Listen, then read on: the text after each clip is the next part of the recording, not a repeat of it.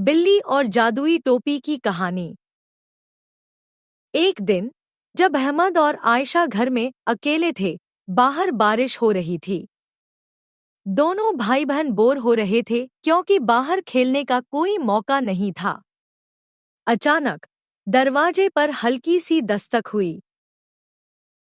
अहमद ने दरवाजा खोला और सामने खड़ी थी एक अजीब सी बिल्ली। यह कोई आम बिल्ली नहीं थी, बल्कि उसने एक बड़ी रंग-बिरंगी जादुई टोपी पहन रखी थी। बिल्ली ने मुस्कुराकर कहा, मैं हूँ टोपी वाली बिल्ली।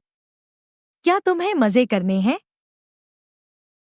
आयशा और अहमद हैरानी से एक दूसरे को देखने लगे। मजे? कैसे? अहमद ने पूछा। बिल्ली ने अपनी जादुई टोपी उतारी और उसे घुमाया। अचानक कमरे में रंगीन गुब्बारे, इंद्रधनुष के रंगों वाली तितलियां और छोटे जादुई खरगोश नजर आने लगे। हर चीज जादुई लगने लगी, जैसे किसी सपनों की दुनिया में हो। बिल्ली ने कहा, आओ, आज हम एक जादुई खेल खेलते हैं। और वह उछलकर सोफे पर जा बैठी। उसने अपनी टोपी से अलग अलग जादुई चीजें निकालनी शुरू कर दी। एक नाचने वाली छतरी, उड़ने वाली किताबें और खुद ब खुद बोलने वाले कैंडी के टुकड़े। अहमद और आयशा हंसने लगे और खेल में शामिल हो गए। सब कुछ बहुत ही मजेदार लग रहा था। लेकिन जैसे ही मस्ती हद से ज्यादा बढ़ गई, अचानक बिल्ली फिसल गई और उसकी टोपी उलट गई। टोपी उलटते ही पूरा कमरा तहस-नहस हो गया। गुब्बारे छत से चिपक गए, खिलौने जमीन पर लुढ़क गए, मेज कुर्सी से जा टकराई, किताबें अलमारी से गिर पड़ी और सबसे बड़ी आफत, बिल्ली खुद उल्टी लटक गई। वह नहीं है। यह क्या हो गया? अहमद ने घबराकर कहा।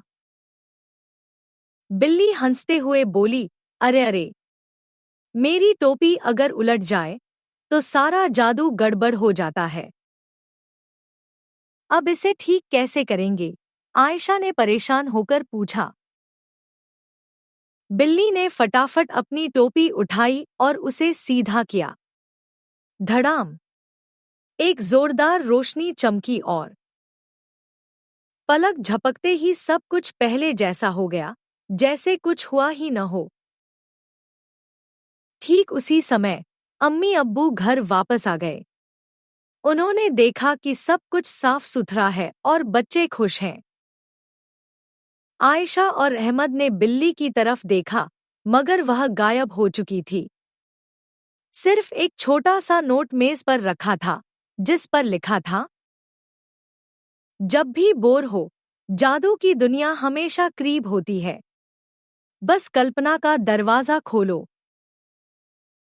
और इस तरह अहमद और आयशा ने सीखा कि मजा लेने के लिए हमेशा जादुई बिल्ली की जरूरत नहीं, बल्कि रचनात्मक सोच और खेलने की इच्छा ही असली जादू है।